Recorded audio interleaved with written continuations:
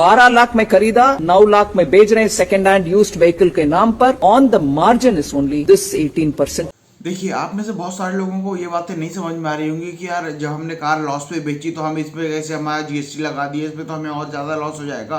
तो देखिए, ऐसी बात बिल्कुल नहीं है। इसे हम आइए एक एग्जांपल समझते हैं ताकि आपको और अच्छे से क्लियर हो जाए कि निर्मला सीतारमण जी इस टैक्सेशन के बारे में कहना क्या चाह रही है। यहाँ पे दो केस हैं, केस 1 एंड केस 2। पहले हम समझते हैं केस 1, ठीक है।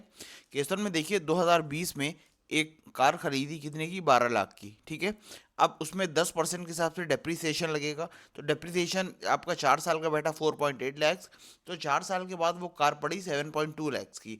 अब वो 7.2 लैक्स की जो कार है वो हमने बेच दी कितने की, 9 लाख रुपए की बेच दी। तो यहाँ पे जो आपका प्रॉफिट कितने का वो बताइए, इन दोनों के बीच पे हुआ कितने का, 1.8 लैक्स के ऊपर। तो निर्मला सीतारमण जी का कहना है कि इस 1.8 लाख के ऊपर, यानी कि ये जो मार्जिन है इसके ऊपर आपका जीएसटी लगेगा, यानी कि 18% का, ठीक है। ये तो हुआ एक केस। अब ये जो हुआ सेकंड केस है, यहाँ पे भी क्या है, देखिए 12 लाख की कार खरीदी, 4.8 लाख रुपीज यहाँ पे आपका डेप्रिसिएशन लगा, कार की वैल्यू बची 7.2 लैक्स। अब यहाँ पे लेकिन जो कार बेचती है ये कितने की बेची है, 6 लैक्स की, यानी कि यहाँ पे लॉस में कार बेच दी। देखिए, लॉस में कार बेच दी तो यहाँ पे लॉस हुआ 1.2 लैक्स का, ठीक है ना, ये लॉस है।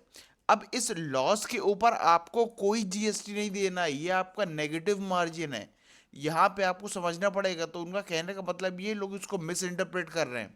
तो यानी कि कहने की बात ये है कि आपको सिर्फ और सिर्फ अगर प्रॉफिट मार्जिन हुआ है उसके ऊपर देना है, नेगेटिव मार्जिन हुआ तो कोई टैक्स नहीं बनता आपका। ऐसी मोर इन्फॉर्मेशनल वीडियोस के चैनल को सब्सक्राइब करें और फॉलो करें। Thank you so much.